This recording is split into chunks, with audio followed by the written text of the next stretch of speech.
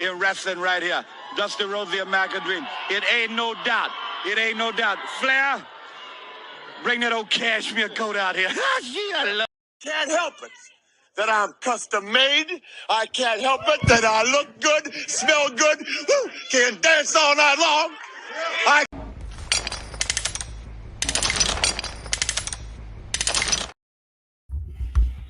Welcome to Midday Sports with Broad and the Lunch Crew. I got my special guest, Fifth Down Sports himself, Chris Dietz. How you doing today, man? I'm doing all right. I'm still trying to recover from last night. I said it. I said it on my show. I've said it. These 6 o'clock games, 6 o'clock playoff games that end at 11 o'clock at night, can't. I just hate it. Games. But you know what I'm tired of though, man? I'm tired of these robberies, man. Where's the Dirty Harrys of the world to stop these robberies going down, man? Because it's ridiculous. You gave Kansas City an extra down. No, yeah, you know, we've got to talk about this, and it's gonna be a big part of the show on Thursday. But officiating, the entire weekend was marred by officiating.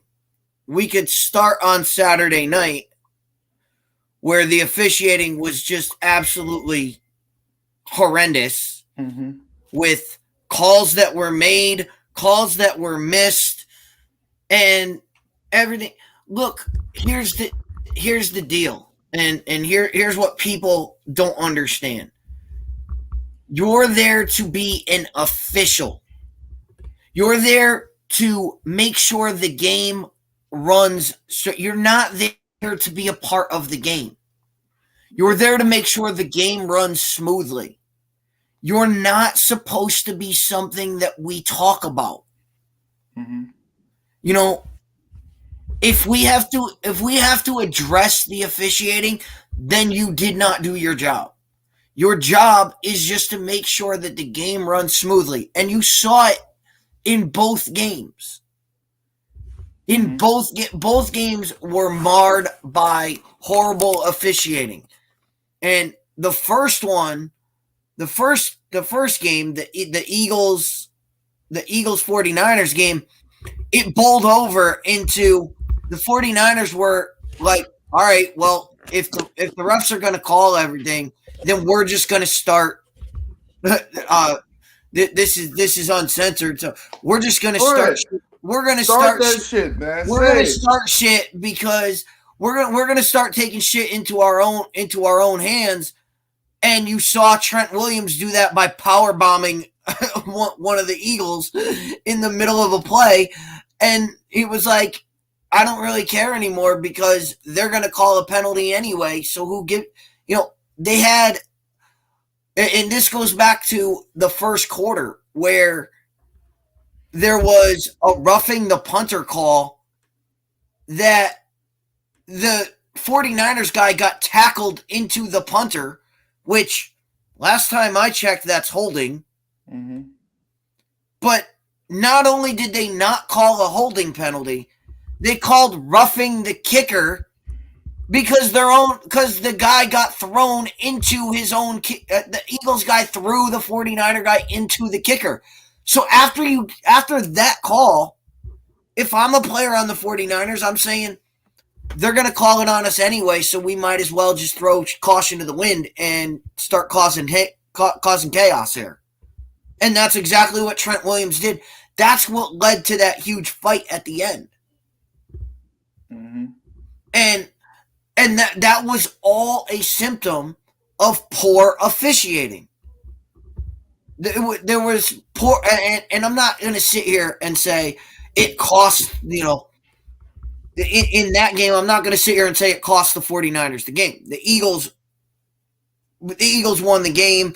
The 49ers, were on their fourth and essentially a fifth string quarterback. Because, hold up, Deets. We're not going to use that as an excuse. No. I'm not saying it's the excuse. I'm not saying it's an excuse, but I'm saying that's just what happened. I mean, they were on their third string quarterback. He goes out with a UCL tear, which for everybody, I had people asking me at the bar, what's a UCL? And I'm like, that's basically the ACL of your elbow. Mm-hmm. I mean, so when you tear that, throwing a football, you saw what happened when they put Brock Purdy back in. They put Brock Purdy back in, and he couldn't throw. He couldn't even throw the ball. Mm-hmm. So basically, so when he goes down, then Johnson comes in and he gets a concussion. He's out. So essentially, they were down to no quarterbacks. They had to put the guy with no elbow back in at quarterback. I gotta say this, Deets. You essentially knew, all right, this is all. But then your job as an official is to keep the game from becoming chaos, and they failed at that. The refs failed at that point. I gotta say this though about that game. I don't think it would have mattered if he could have played the whole game or not.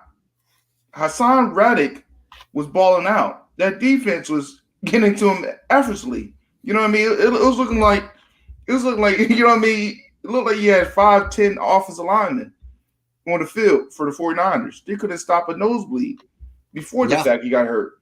So I just don't like how some 49er fans, oh man, if Brock Purdy was out there, Brock Purdy was out there. He just got hurt.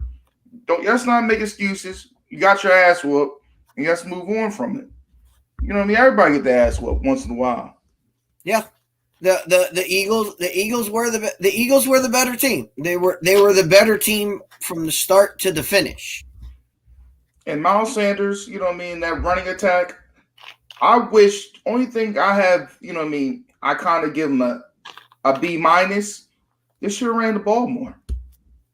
I feel like they should have used more RPO with Jalen Hurts. Welcome to the Eagles. I mean, this has been the Eagles all year. With what have we said about the Eagles? If they just run the ball more, they'll be a dominant team. Mm-hmm. But they don't. They don't run the ball more. And they have it, and we've always said this. They have the horses to do it with Gainwell, Scott, and Miles Sanders. They have 3 good running backs and a running quarterback. Mm-hmm. And for some reason, and they have 2 Pro Bowl offensive linemen in Lane Johnson and say that man with the golden jacket that the Bears should have took. What's his name again? Jason Kelce. Oh yeah, he was balling out, man. You seen him when he went. You almost looked like a fullback. I thought he was Moose Johnson. How quick he was moving, and knock that defender down. That guy's a freak, man. Yeah, he is a freak.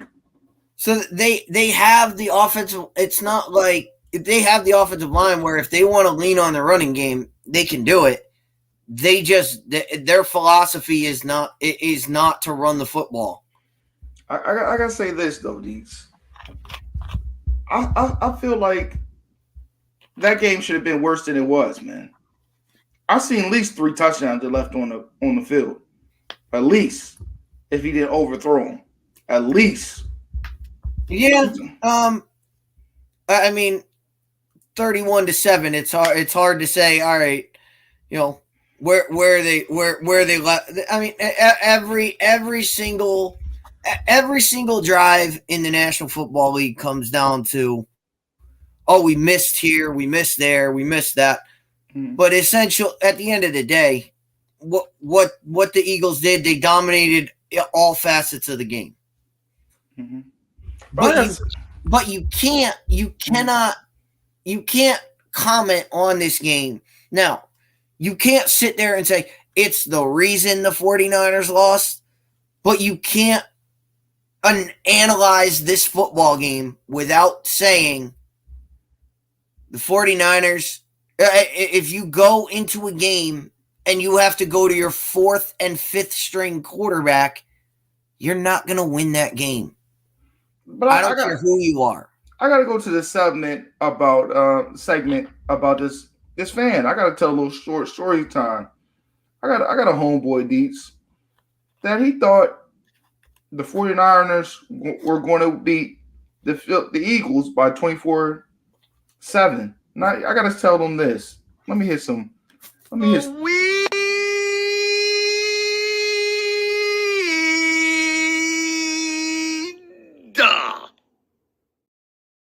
No, I gotta hit some of this. Are you delusional? Do you suffer from a? I to this day, I said it before the game. I thought Philly defense was too quick for that old line. You know what I mean? You got an all-pro, you got a great tackle in Trent Williams, but the other guys, they're just other guys. You know what I mean? They're like New England Patriots. They're just other guys that do their job. You know what I mean? I think that defense line Philly they got so many guys they can switch in and out. And I think I knew that was going to pay a major key of Philly winning. I would have just told your buddy you should have listened to Fifth Down Sports on Thursday where we broke all this down, and I told y'all that Philly is too strong, and that Philly, the Philly scenario was a different animal that this 49er team hadn't seen. They hadn't seen a team that could punch them in the mouth, and you got a glimpse of that with the Dallas Cowboys. Kentucky guys in here. The Dallas Cowboys gave that to you last week where the Dallas Cowboy defense was able to punch the 49ers in the mouth. The problem was the Dallas Cowboys offense didn't have – it was like a guy who has a right jab but doesn't have a left hook. No, Philadelphia – had the jab, and they had that hook coming back, so they were able to hit them on all sides, and they did, and that's what happened. That's what happened on the first game, but then we get to the second game, which, to go back to the original point that we were talking about, how can you make that call at that situation? Like, I understand, and you know, we had a lengthy discussion about this after the game. Was it a penalty? Sure. Was it something that was egregious? No. Hey, Deeks, but we gotta say this: they got who they want in that championship, the Super Bowl. You can't tell me any otherwise. You know they wanted Kansas City in that thing. That's only why they called the game like that. You know that's why I said it on the show. I ended Fifth Down Sports by telling you it's not the Super Bowl, it's the Andy Reid Bowl. Yeah, they wanted Kansas City, Philadelphia. They want that. They're gonna do. You're gonna see this promo. You're gonna see this on the national media for 2 weeks now. Two brothers going against each other, too. The two Kelsey boys going against each other. Kelsey brothers, but you're going to see Andy Reid. You're going to see profiles of Andy Reid. You're going to see old games of Andy Reid coaching in Philadelphia. You're going to see Philadelphia versus. That's what the buildup is going to be for this game, and you saw it coming a mile away. Hey, If you were objective and you were looking at it, you saw this coming. It shouldn't have been a shock. But what was a shock was how they got that done. Because again, that play, one, I understand, like, all right, we're gonna run him out of bounds. But for the Bengals guy, just don't touch him. I'm not going to even say that. It's some questionable pass interference calls. Hilton played the ball great on I think it was scanning. I don't know what pass. I don't know what pass. Pass interference is basically it in the NFL. It's become we want this team. If they want it, it's like holding. where Mark Schlereth famously said, famous offensive lineman, he now works for Fox Sports. He famously said, if they want to, they can call holding on every play. Yeah. And pass interference is now the same way. If they want to call pass interference, they can call it every single time the ball hits the ground. If you watch with a fan of a team, if the ball hits the ground, there's pass. Why didn't they call pass interference? Why didn't they do this? Every single time. And every single time a flag is thrown against him, oh, that's not pass interference. I have no idea what pass interference is and isn't, because I've watched people play great defense and they throw the flag. I've watched people completely tackle a dude and flags aren't thrown. So it's basically it's basically the ref's choice of, do we want this team to get an automatic first down? And that's again going back to, your job is to officiate the game. But they want to be superstars. They want to be seen now, man. Your job is to just make sure that the game runs smoothly, not to be a part of the game. You should not be involved in the outcome. You should not be involved in, all right, the Chiefs, even if the Chiefs get the ball there, they gave him 15 yards and put him in field goal range. Easily. Why? But I gotta say this though, Deets. The highlight of that game is Jamar Chase is a dog. That catch, I don't know how he caught that. Fourth and one. I mean, what can you say about this guy? 4th and 1, or whatever it was 4th down, and he's double covered. You can't ask for anything better. And Joe Burrow just throws the ball up, and Jamar Chase is like, yeah, I got it. I gotta say that play was amazing. They're so potent. They kind of remind me of a modern day Andre Reed and Jim Kelly. Because you remember Kelly would just throw it to him. And Reed would just come up. That's an absolutely great analogy of the Bills of the 90s. I mean, you had everybody, you're talking about Jim Kelly and Andre Reed. Yeah. You talk about the Bengals offense, it's not Joe Burrow and Jamar Chase, because you got T. Higgins, you've got Tyler Boyd, Terminator. We call him Terminator. Hayden Hurst. You got Hayden Hurst. You got Joe Mixon. What happened to him? What happened to him? Did he get hurt in that game or something? Because I only seen him with about 6 snaps. They have so many weapons. And you go back to that Bills team of the 90s. You had Andre Reed, James Lofton, Don Beebe, Kenneth Davis, Thurman Thomas, Pete Metzelaars, the tight end. You had so many guys on that team, and it's the same with the Bengals have so many. They have so many guys there. It's crazy. But to go back to the point, you could say it all day long of, well, the Bengals guy shouldn't have done what he did. No, you eat that flag.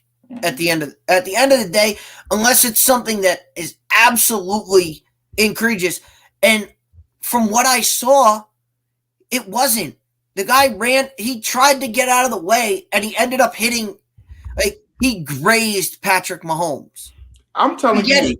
I get it. He shouldn't have touched him, and he shouldn't. But Patrick Mahomes was going out of bounds and going down on his own. I gotta say this though, Deets. He hit his own guy. He hit his own guy standing on the sidelines harder than he hit Pat Mahomes. If you want to talk about, the guy was trying to avoid it. But when 250-pound guys are running full speed, they can't stop. This isn't a video game. You can't just stop immediately. Guys can't. They're running to the sideline. They're running to the sideline, preventing Pat Mahomes from running. He's running full speed to run 30 yards. He's running 30 yards full speed. You can't just shut that down. you have to give guys, all right, like Patrick Mahomes knows he's stopping.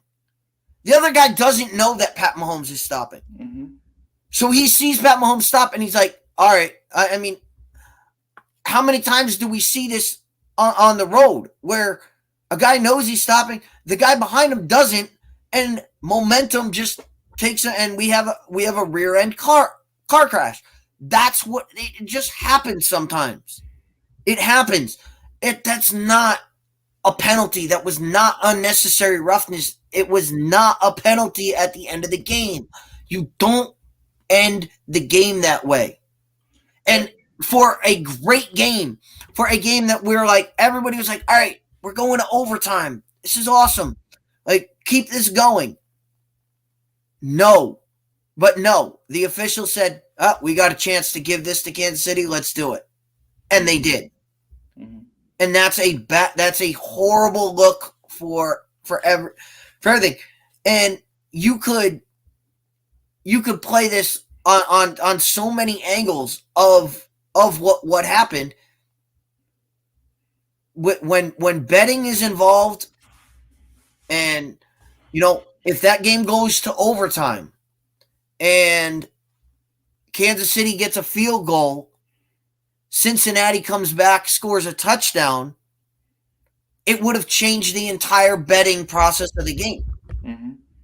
But let me say this though, Deets, because that would have put the game over. A field goal, they know that whether they know it or not. If they did know it, that's an even worse accusation. But maybe they did know. Hey, a field goal keeps the game under. We got a lot of people that bet the over. Mm-hmm. Let's keep the game under and let's kick a field. Let's give them a field goal. Get out of here.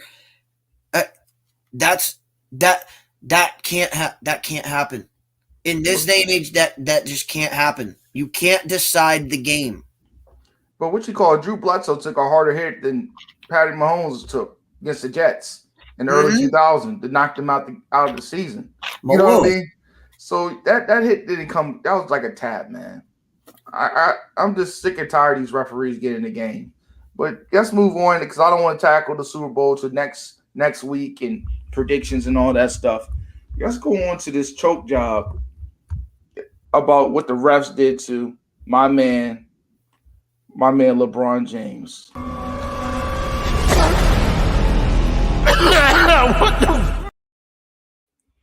Because obviously, I know Snowman and people are Snowman and Chad. He traveled. You know how many people travel in the league? You can call traveling all day. Is traveling a thing? Traveling's a thing. I don't think I've ever seen traveling called. I remember a couple of years ago there was a play where I think it was Russell Westbrook took the ball, literally walked to half court, and everybody was okay with it. Like, he didn't dribble the ball once and just walked to half court, and they were like, yeah, it's fine, don't worry about it. Like, look, the final play, I will tell you this, and you and I were watching the game while everybody else was watching the Royal Rumble. Yeah. You and I were watching the Rumble because we were the only ones in the chat that seemed to be watching the Lakers Celtics on Saturday night because everybody else was watching the Royal Rumble, and you and I were watching the Lakers Celtics game, and I kept telling you, that's not a foul. Mm-hmm. That's a foul. Why are they not calling this?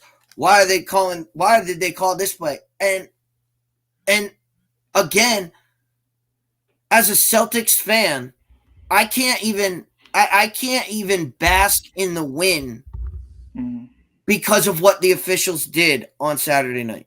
Because of the way that they approached that game, the way that they were bad on both sides. The officials were bad on both sides, but there were plays. There was one play, Jaylen Brown didn't even get touched, and they called a foul.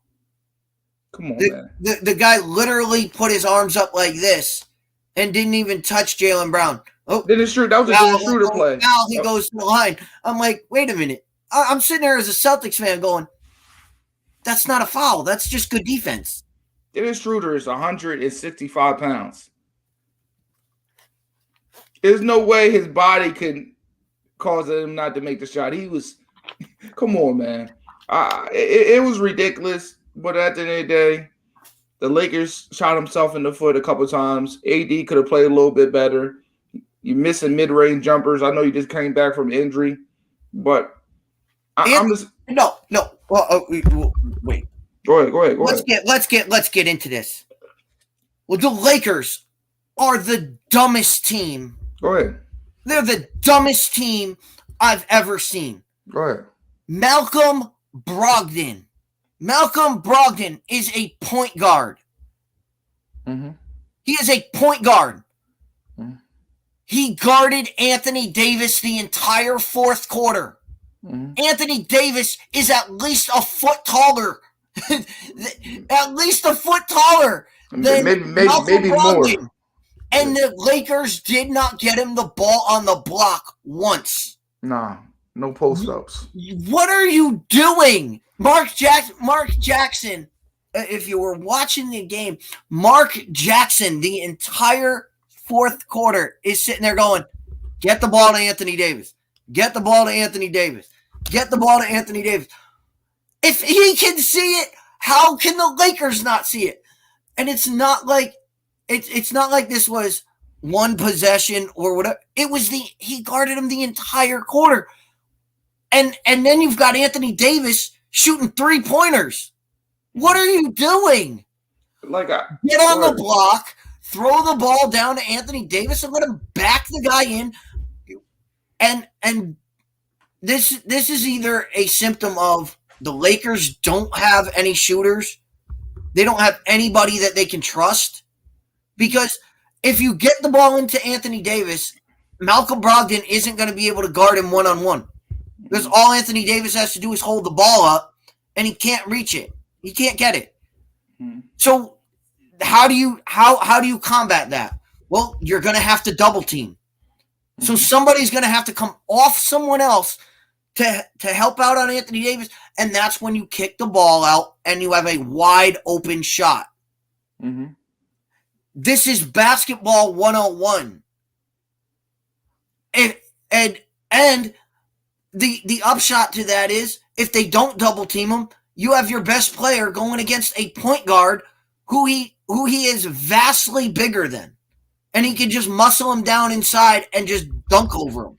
Mm-hmm. They didn't do this one single time. They didn't even try it.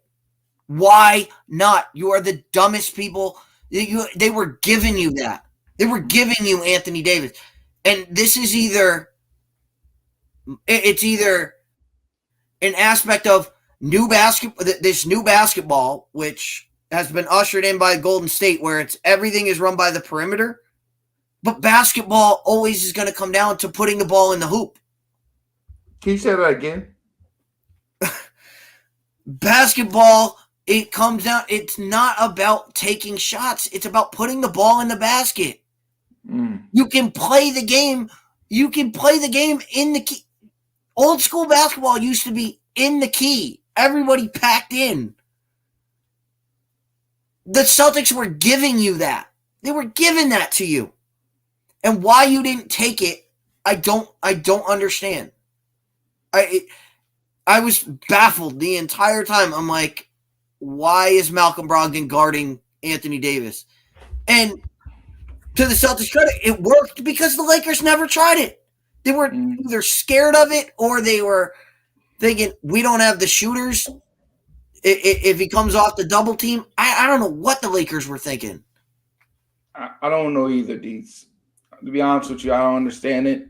But because we talked about we had this conversation. We did, and I loved the fact that they kept mentioning on the broadcast. Oh, LeBron made 6 threes.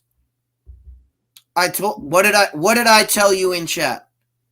Every time he shoots a 3-pointer, it's a win for the defense. A lot of If he makes them, hey, that's on him. But when he's not driving to the basket, that's a win for the defense, because every time he drives to the basket, he's gonna get. You saw it late in the game. 2 minutes left, he gets the ball and just from half court, right down the lane, layup. There's no way to stop that. Like Popovich said in the beginning of LeBron's career, when he went against him in 2007, don't let him in the key at all. Make him shoot jump shots. Yeah, he put that out there. Doc Rivers said it when the Big Three, when he was coach of the Big Three in Boston, and they were going against LeBron in the finals.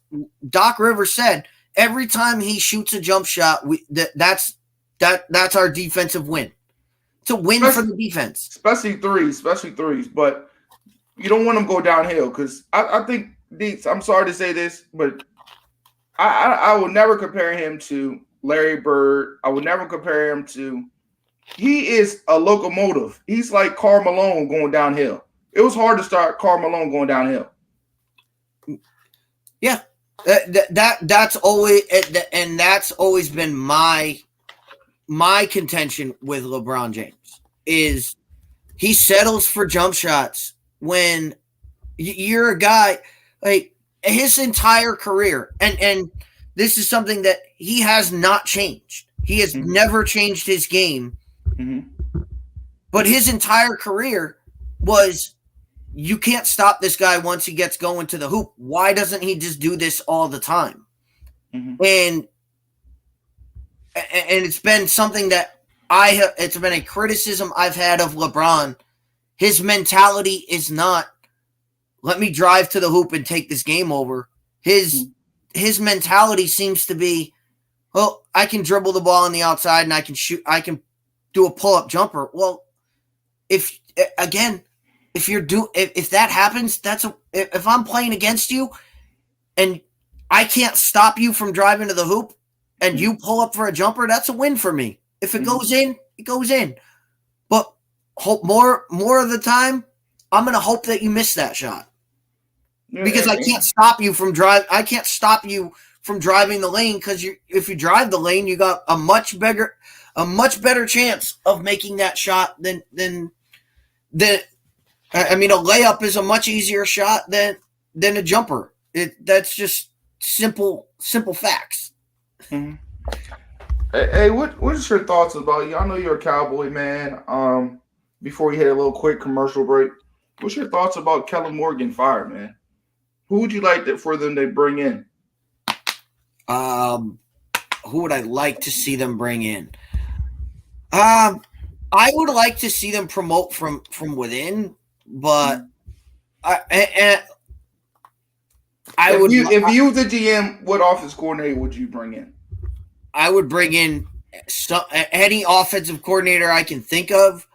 That anybody who comes in and interviews for that job, the guy I'm going to hire is the guy who sits down and says, "Here's my running game.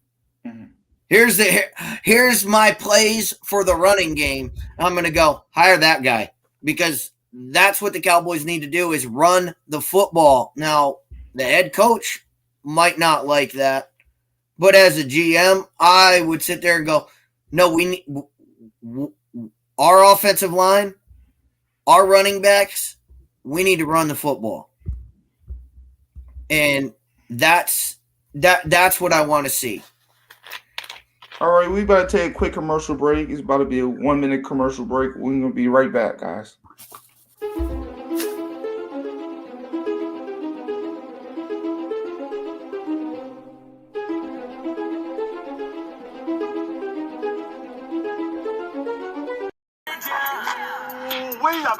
Mike, overcome with emotion is exactly how I would describe LeBron's reaction as he shares a hug with Kyrie. We'll get in a minute, but he is still crying tears of joy. LeBron. I'm sorry, Doris. No worries, Kyrie. LeBron, as soon as that buzzer sounded, your emotions let loose. Can you describe what you're feeling right now? set out a goal 2 years. When I came back to bring a championship to this city, I gave everything that I had. I poured my heart, my blood, my sweat, my tears to this game, and against all odds, I don't know why we want to take the hardest road. I don't know why the man above gives me the hardest road, but it's nothing the man above don't put you in situations that you can't handle. And I just kept that same positive attitude. All right, Deets. We've been talking. It's reports saying John Harbaugh interested in trying to bring Eric Bieniemy as the OC. Do you think that's a good move for Eric Bieniemy to show that I can make it without Andy Reid? No. You think he should stay there? OC, going OC to OC. That's not a. I mean, for Eric Bieniemy, why? That's a lateral. That's a lateral move. You're going from Kansas City's offense, where you have possibly the best quarterback, the best package. You saw. Look at what Kansas City did on Sunday, and go back and look. They were playing with 3 wide receivers. But I'm saying this. 3 wide receivers. Hey, but I'm saying this. I'm saying this though. The knock on him is that he's like, you know what I mean? You know how back in high school or college, you got an open test or open quiz. People are saying that he's not really getting a chance to call the plays because Andy's calling the plays. And that's the knock on him for about getting a head coach job. Andy's doing all the work. You're not really doing nothing. So by him going to the Ravens and really calling the plays, let's say he get Lamar hot. Maybe he get a chance because the owners see that he's calling the plays and Lamar's doing good. You know what I mean? That's what I'm saying. It's a knock on him right now. But to me, if I'm Eric Bieniemy, I'm not doing that because it's a lateral. It's not even a lateral move. It's more of a downhill move. Mm-hmm. If you make that move, you want to be moving uphill. Mm-hmm. Eric Bieniemy should be a head coach somewhere. I think and we'll see what happens. I mean, could you easily see Andy Reid wins this Super Bowl? Mm-hmm. Kansas City, he wins his second Super Bowl, beats Philadelphia, who he coached forever. Tell me that's not a storybook ending where Andy Reid decides, you know what, I'm done. What else is there to do for Andy Reid? Steps aside, Eric Bieniemy moves right in. They're going to move Eric Bieniemy right into the head coaching job. But let me say this though, Deets. So to move to another organization and become an offensive coordinator, you open yourself. Yes, the bet of it could be a bet of, hey, I'm going to prove myself. Mm-hmm. Or what happens is you move to another organization, and what's the downside of that? Mm-hmm. The downside is the Ravens don't get any better.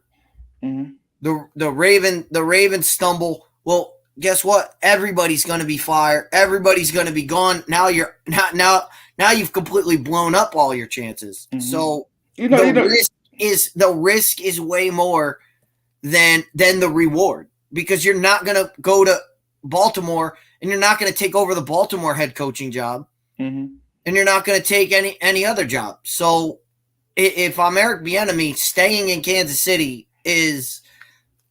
I'm not leaving Kansas City for another offensive coordinator job. I'm leaving Kansas City for the head coaching job somewhere.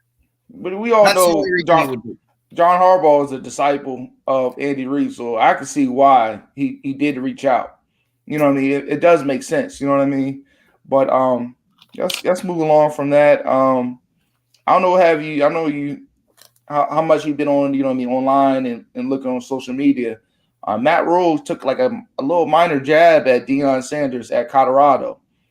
Pretty much, he was saying, I don't feel comfortable with. It's about the kids at the end of the day. I don't like how, I don't need the cameras and say I'm bringing my own Louis luggage because I think that's kind of disrespectful to kids. And he was saying, little smart little comments. Do you see that ending well for Nebraska versus Colorado? Them little slight jabs. Yeah. That's all positive. That's all positive. Well, we talked about this. We talked about this on Fifth Down Sports Show at the beginning of the season when we talked about Nebraska. Bring back Nebraska, Colorado. That was the biggest. That was your biggest rivals back in the day. So yes, anytime if you're Nebraska, anytime you can throw shade at Colorado, throw any kind of shade, it's a good thing. And for people that out there, oh, you can't say that, you can't do this. No, you can. This is how rivalries get reborn. I mean, they killed that rivalry. You have to rebuild it somehow. And you're not going to rebuild it with the kids that are there, because the kids that are there, they don't even know about this rivalry. But the head coaches are going to be there. The head coaches are going to be there. So in college football, those are the guys that can stoke the fire, that can do that. I have no problem with head coaches taking jabs at each other. As long as it's done in an artful way. And because I love Jimbo and Nick Saban. Yeah, that's just classic. Jimbo and Nick Saban, Texas A&M going. Their rival is Alabama. They're going to take jabs at each other. That's the way this is supposed to be done. And this is the way rivalries get built up. And for Nebraska, Colorado, you have to build that back up. And I've said it. They should be playing each other every year. They should be playing each other every single year, and it should be a huge marquee game. And the fact is, it's not right. It's not, even if they played each other next year, it's not a marquee matchup. But the way you get that back is by things like doing things like this. So I have no problem with what Matt Rule said. I have no problem with Deion. I have no problem with Deion taking offense to it. What I do have a problem with is people that piggyback and jump on this and say Matt Rule shouldn't have said that, and they cry about it. Like, no, this is what happened. This is how it works. This isn't the first time a coach has taken a shot at another coach. Like, this isn't shocking. So how do you feel about do you think I know Deion added a couple more pieces to his coaching staff. He had Willie Taggart as an analyst. He also added Mike Zimmer. He's definitely going to be an analyst. So I think the game's going to be competitive. A lot of people think he's only going to get one game. I don't believe he's only going to get one game in the Pac. The Pac is not that tough, moving forward after this year. So I think it's a smart move for both, like you said, to add a rivalry to keep people watching the Pac. With the team that Colorado has right now, yeah, one game with the team that they have right now, one game in the Pac-12. I mean, they're gonna play Arizona at some point, so they're gonna get a win. I think my ceiling. I told you my ceiling is 5 games. My ceiling's like 5 to 6 games. I think right now the hurdle is always you bring in a coach. The hurdle is first year be better than last year. That's the so that hurdle's not that high for Colorado. 5 games would be great for them. 6 make a bowl game. That would be you'd be ecstatic if that happens. I just think USC and Utah, and I don't know what TCU got after. I don't know what they recruiting wise what they grabbed. So I'm uncertain about that game. I don't know who was the quarterback after Max Duggan. I don't know who was the backup, what they brought in, so I can't really say that's a win for them. You know what I mean? No, Colorado's not going into. They're not going into Texas. They're not going into TCU and beating TCU. Not the way they're. Look, Dion is going to have to bring guys in and bring them in, get them and bring them up to speed. Mm-hmm. So if you think they're going to come in and do 7-8 wins, no, I didn't say that. Let's relax. That's not why they brought Dion in for the long haul. Mm-hmm. It's gonna be ebb and flows. It's gonna start really low. You're hoping that it curves up, and that's how this is supposed to work. Mm-hmm. Now, if they come in, light things up, that can be good. It can be bad, but we've seen it where coaches have come in, turned it out, that all of a sudden they're winning 8-9 games in their first year, and then all of a sudden they fall back down to 6-7 wins, and everybody goes, wait, what happened? No, the slow progression is better than busting out of the gate and then and have that drop off. Mm-hmm. So I don't know. I have to wait until I see what. I have to see what Colorado looks like in the springtime. Mm-hmm. Because I have to see what kind of offense they're running. I have to see what kind of guys they have, what they're trying to do. We don't know. We don't know that. And no, we don't know that. I don't have the money to go out to Colorado and watch them. You know, and watch their practice. Hopefully we get to see some of their spring game, or we get to see some of their spring practice when that comes around, so that we can have an idea of what we're going to see. But I think they're going to run something similar. I'm not one of these guys who reads recruiting reports and goes, "Oh, this guy will fit." No, I wait till I see him on the field, and when I see him on the field, then I'll analyze him. But I'm not going to sit here and go off paper of, oh, they recruited this guy and this guy's ESPN top 100. I really don't care. I think Tim Brewster is going to get a 5-star tight end in there, though. I have my belief in Tim Brewster as a recruiter and doing observations on tight ends. I feel like they're going to bring a 5-star maybe next year or the following years, because he's a tight end whisperer. Look what he did with Antonio Gates. So I believe he can do that. But let's move along and get into Royal Rumble. And Kentucky guy, if you're still in the chat, if you don't want to be seen, you can hit the StreamYard thing and you can come on and talk about the Royal Rumble if you're still on here. But what is there to say? What is there to say? It was as predictable as you could think of. I mean, mm-hmm. I said it months ago on this show. Cody Rhodes is going to win the Royal Rumble. Well, what happens right out of the gate? Cody Rhodes wins the Royal Rumble. Mm-hmm. We all knew that we all knew it was coming. Rhea Ripley wins the Women's Royal Rumble. I said it at the beginning. I said, if Bianca Belair is still the title, well, they need somebody to go against her. The only one that can challenge her is Rhea Ripley. That's the only thing that was coming. So you knew that was coming. Mm-hmm. I mean, they already announced it before. They ruined the intrigue of it, because when they announced Ronda Rousey versus Charlotte at WrestleMania, well, you knew that the winner of the Rumble was not challenging Charlotte Flair at WrestleMania, so you knew it was going to be somebody challenging Bianca Belair. Mm-hmm. So you knew all of that was going to happen. The Owens Reigns.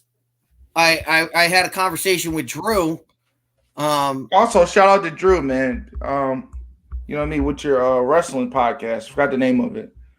You're doing big things, man. I'm liking it. Go ahead. We had a conversation with Drew, on Fifth Down Sports Show. We're sitting there talking, and I'm telling Drew, Owens and Reigns, they're not taking the belt off Reigns before WrestleMania. That's not happening. So during this match, something's going to happen. And the reason they put that match at the end was solely for everything that happened after the match with Sami Zayn. I said it. Owens, Zayn versus the Usos at WrestleMania. So they set that up. Everything they did was predictable. And here's the thing. You sit there and go, all right, it's predictable. I don't care. I was intrigued by it. Everybody was intrigued by it. It all worked. Go ahead, Kentucky. There he is. Go ahead, Kentucky guy. Hit us with it. Hey, are you guys able to hear me? Sorry, I wasn't expecting this. No. I can hear you. Go ahead. Tell your reaction about Royal Rumble and all that. Well, my reaction is probably going to shock a lot of people. I thought it kind of sucked. To be honest with you. Yeah. Not what I was expecting. The Royal Rumble matches itself, they were decent. Let's go to the men's first. Yeah, Cody Rhodes won. Kind of predictable. Here's the problem. There was no real surprises in the Royal Rumble. Like, you had Booker T come out, but I mean, who cares? So he was the only legacy guy. That I said it in our chat, Rod. I said they had usually the draw of the Rumble is guys come out and you're like, oh, I remember that guy. I remember they only had one. What are they doing? Yeah, no John Cena, no Stone Cold. It just, I don't know, man. It left there was definitely something lacking from this Rumble, in my opinion. The Bray Wyatt and LA Knight match, man, they play this match off like it's going to be something great. It's just a hardcore match. I mean, there's nothing special to this Dark Mountain Dew dark match. After the match was pretty good, I guess. You had Uncle Howdy come off and Bray Wyatt introduced a new mask, but the match itself really didn't need to be on a pay-per-view. And the next match, I feel the same way. Alexa Bliss and Bianca Belair, the ponytail girl. Yeah, the ponytail girl. That's what I call the ponytail girl. I mean, why even have that match on the Royal Rumble? Seriously.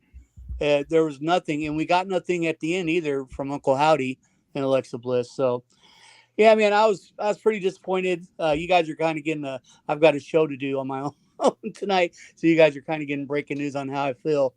I thought it was going to be a lot better than what it was, but it just wasn't, what I thought it'd be. And then at the end, right, the Bloodline with Sami Zayn turning on him, Jey Uso, that was probably the best part of the whole pay-per-view.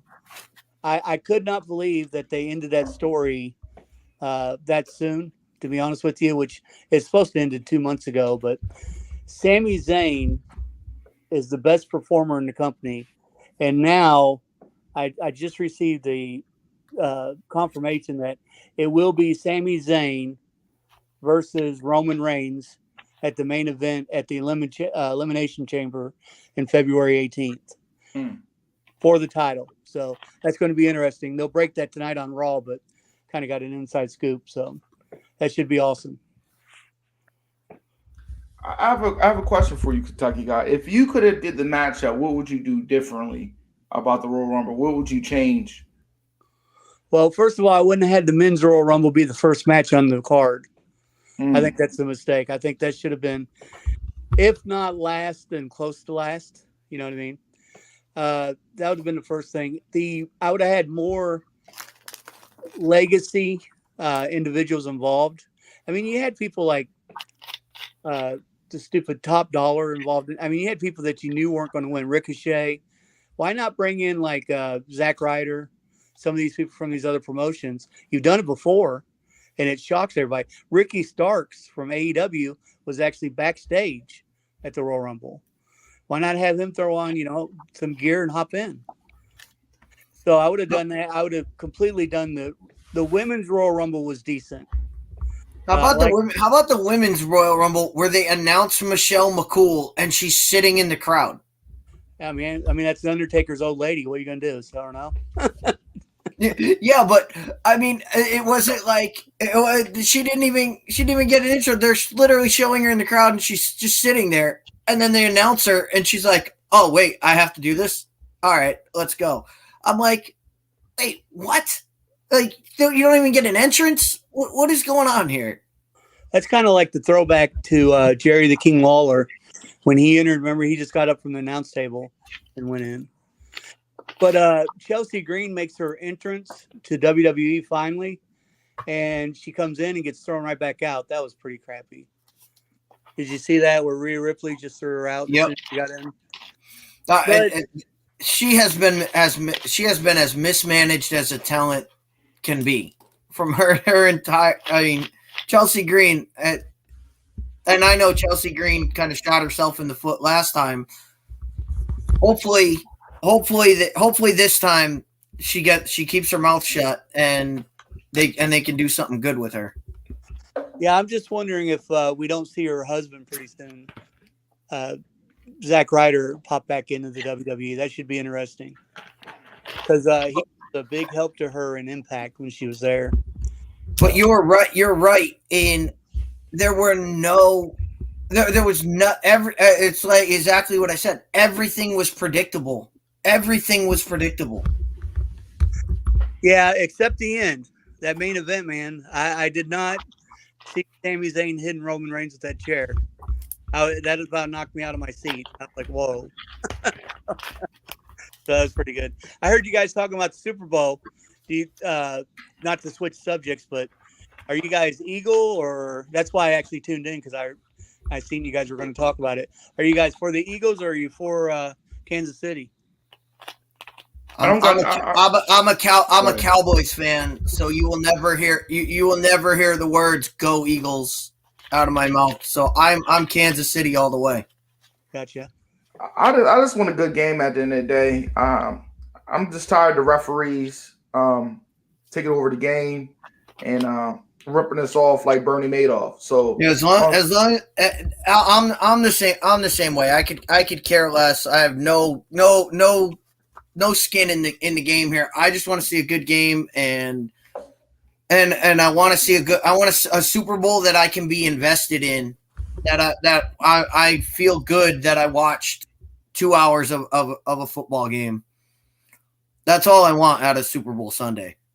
It's kind of like watching a pay-per-view. You at the end of the pay-per-view, you want to feel like, all right, I spent 2 hours watching this. I got something out of it.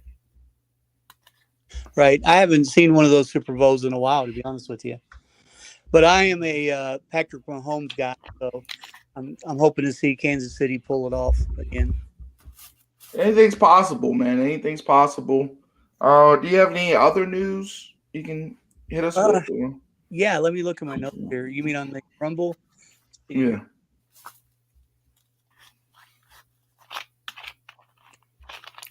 I mean, to Kentucky guys' point, nothing happened in this Rumble that we're sitting here. I mean, the Sami Zayn twist again. I've been saying it on this program. I've been saying it on my program.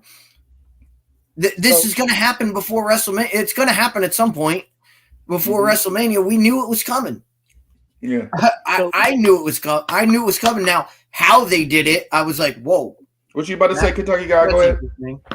I was just going to say, Rey Mysterio. A lot of questions about what happened to him, right? Because he didn't show up. Mm-hmm. He was actually injured on Friday night during his mask with carrying cross. So that's why. So. And Rhea Ripley, she did get injured during the Royal Rumble. Her knee became dislocated. Mm-hmm. However, they've already fixed that, and she should be on Raw tonight. Okay. So that's about the biggest break-in. Oh, Pat McAfee, his return actually was Michael Cole's reaction, and true fans will understand this, I guess. Michael Cole's reaction was legitimate. He had no idea Pat McAfee was showing back up. So I thought that was pretty cool. And then Nia Jax, oh my God. I don't know why she's back. She's a horrible wrestler. Rumors are that she might have not have been back for good. However, I got to do some digging and they have merchandise with her on it now. So they're not going to do that and not bring her back for a while at least. So. And what she got going on is tonight, Kentucky guy? Yeah, we've got the Against the Mat Wrestling Podcast, Donnie Cage and myself. Basically, we're going to, as news comes out today from the Rumble, a lot of fallout from this Rumble. We'll be talking about it, and then we'll be going over our predictions and how we did. And we also had Warren Marlowe on, former professional wrestler, on the last show. He made some predictions too, and I think I beat him. So feel pretty good about that. What's the schedule here? Because we're done with the Rumble, so now everything is going to be WrestleMania pushes. But what's before it? We got Elimination Chamber, and is there another? Is that the only thing in between WrestleMania? No, WrestleMania is not till April. So let's see here. You want to know what other pay-per-views, right? Yeah, I just want to know what the schedule, because like you said, Sami Zayn reigns at Elimination Chamber. All right, that makes sense. Yeah, they should announce. Like I said, they should announce that actually tonight. Here we go. So we have the Elimination Chamber in February. Oh, you know what? That is it. There is no I wasn't thinking. There is no pay-per-view in March. So yeah, wow. So it's going to be all the setup.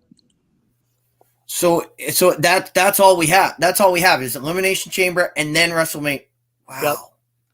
Yeah, we have Elimination Chamber in the middle of February 18th. And then we've got WrestleMania on April 1st. That's right, because it comes right at the beginning of the month. So yeah, there's nothing in there. But still, you have 8 Raws and 8 SmackDowns. A lot could happen before then. I just they're thinking about they're gonna. Well, I don't know if I should mention this because it's gonna ruin a lot of people's WrestleMania. Yeah, I won't mention it. Well, yeah, I don't want to leave you guys stuck. Now I'm intrigued, Kentucky guy. Ruining. I don't see a way that they could ruin this. Okay, so they're bringing back. I got confirmation earlier that they're bringing back the Winged Eagle World Title to the WWE. And who said they wanted to win that title because of their dad when they first came back? Cody Rhodes. So there you go. Why would they bring it back, right? Well, I mean that's been my contention ever since then. And then the injury kind of did that. There was no reason to bring Cody Rhodes back if you're not going to put a belt on him at some point. Right. I mean, you didn't bring him back to lose. You didn't put all that money into him to lose. The only thing is a lot of people would have liked to seen The Rock and Roman Reigns hit it up for WrestleMania. And Triple H made the statement in the post interview after the Royal Rumble that he always welcomes The Rock, but The Rock doesn't feel like he could get into wrestling shape in time. So, that's that's a credit to The Rock, because a lot of guys you see, and The Undertaker has done this many a times where they've brought The Undertaker in, and you could tell he was not in shape. You could tell he was not going to put on a performance that was Undertaker-esque. And they've trotted him out there, and you're like, I'd much rather not see you than to see what I saw. That's to The Rock's credit. The Rock knows he doesn't want to go out there, look flabby, and ruin his reputation. So that I credit The Rock for being like, I'm not in shape. I'm not up to this. I don't want, So I look at that as a positive more than a negative. Yeah, I think he needs to stay where he's at because we've got so much young talent right now. We don't really need to keep going back to the old guys, The Rock, Stone Cold, Goldberg. There's just too many fantastic wrestlers out there, especially in the independent scene. So it's just no need for it. But yeah, guys, that's all I've got. I appreciate you coming on, Kentucky guy. Yeah, not a problem at all. Like I said, I enjoy listening to you guys when I'm doing work. So awesome. Well, always great to get your insights after a big time pay-per-view like this. And so we'll have to set something up. We'll have to set something up for the future after Elimination Chamber. We'll definitely have to get Kentucky guy in here for his initial reactions on the Monday after Elimination Chamber. Yeah, anytime you guys need me, just let me know. Appreciate it. All right, thank you, man. Have a good rest of your week. All right, Deets, what you got coming up this week, man? This week, Rod, you're gonna want to tune in on Thursday because we got 2 weeks of Super Bowl prep. So, the schedule's gonna this week though, Rod. This is gonna be show for you. We're talking officiating. We're going to break down, and you got a little bit of it in the beginning of the show where we talked about officiating, but when I have a 2-hour program, it's going to be about and if you watched the show last Thursday, if you watched Fifth Down last Thursday, I had 2 hours planned. And what happens? We get a caller at the beginning of the show, and he blows up the entire show because he wanted to talk. I wanted to talk Velma and Cowboys, 49ers, and break all that down. Our first caller wanted to talk Jets football. We talked to Jets football for an hour. Unscripted because of our caller. That's what we do at Fifth Down Sports Show. I tell you what I want to talk about, and then our listeners, our guys come in and they bring whatever they have, whatever's in their lunch pail. They bring it, they dump it on the table, and we make a stew out of it. We go with whatever fans want to talk about. So what I'm planning on talking about is officiating and how it should be done and what their job is, because people don't understand what the official's job is, because an official's job is not to be part of the game. Your job is to just make sure the game runs smoothly, and that's on every single, whether you're an umpire in baseball, it's not call the balls and strikes. That's it. That's it. You're not part of the game. You're Angel Hernandez. You're not part of the game. Your job is to officiate the game. As an NBA official, your job is your job is not to be a part of. And we didn't even talk about this, but what Patrick Beverly did, why was that a technical foul? He didn't interrupt the game. He did it after the whistle was already blown. All he did was go up to the ref, show him the camera, and go, tell me why that's not a foul. Tell me, and he had the digital picture. It was, look, if you're an official, I get it. All right, we missed the call. All you have to do is tell Patrick Beverly, we missed the call. It happens. Move on. There's no reason to compound the issue by issuing a technical foul at the beginning of overtime. You tell Patrick Beverly, go back, stop being a clown, get out, and play on, and keep the game going. There's no reason to compound that issue. Why these officials are so... And NBA officials seem to be more than other places. They can't be challenged. Like, we understand it. Like officials miss calls. It happens. Okay? It happens. The key is don't compound it by making a call or doing a makeup call or doing something. Don't compound it by doing something else stupid. Be above that and be like, yeah, we missed it. Move on. So we're gonna talk about officiating because it is just bad. I mean, the NFL doesn't even address officiating. They don't even care. They're like, yeah, and that's why people are able to make these comments. And I've had a running joke with a friend of mine for years where she has said the NFL is fake. The NFL is scripted.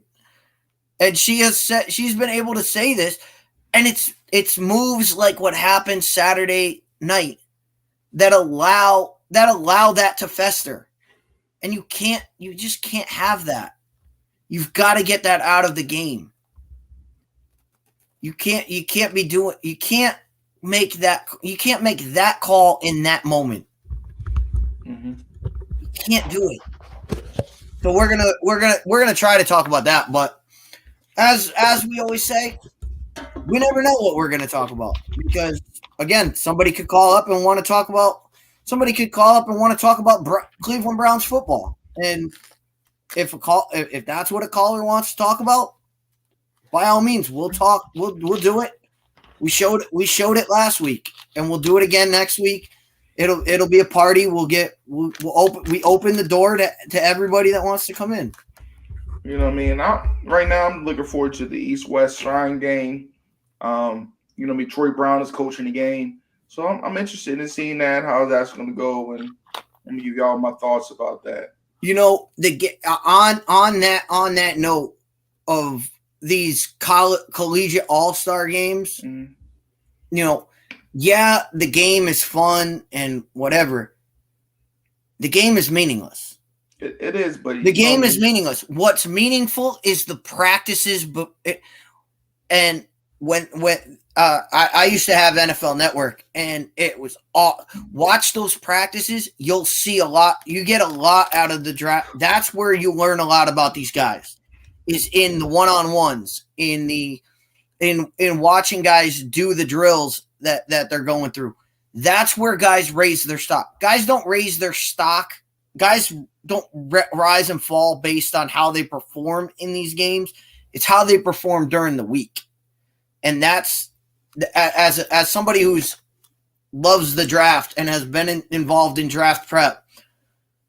That's where these things are. It's not in the game on Saturday. It's in the practice the week leading up to it. That's where you get to see a lot of these guys, and that's where you should be focusing your attention. Because if you focus on just the game, you're gonna miss out on a lot of things. And congrats to Dallas Daniels, a former receiver from Jackson State. Bill been, caught. They said he'd been interviewing. Reports saying he's been interviewing him. FCS. Receiver. That's big news by Bill Belichick. Just taking a chance to talk to you about possibly drafting you or getting you as an undrafted free agent to come in there. So keep on doing your thing. This has been an episode of Midday Sports with Rod and Lunch Crew. Go check Chris Dietz out at Fifth Down Sports this Thursday. What time are you doing? Thursday, we're gonna look to go at 8. We're gonna look to go at 8:30 again. I think that was a good time. I think that was a good time for us. We had a lot of interaction. So I'm gonna try. I think I'm gonna try 8 o'clock again. And for the schedule, obviously, this week we'll do that. Next week will be our big Super Bowl show where we will. And so I will challenge everybody out there: find good prop bets. I love prop bets around the Super Bowl. Like, what's Rihanna gonna wear? What's the first song gonna be? Will there be a Clydesdale commercial? That's what we're gonna focus our Super Bowl prep on, is getting a good prop bet sheet going. So if you listen to Fifth Down Sports Show, you can make money off the Super Bowl because that's what we're about. We're about helping you make money off this Super Bowl.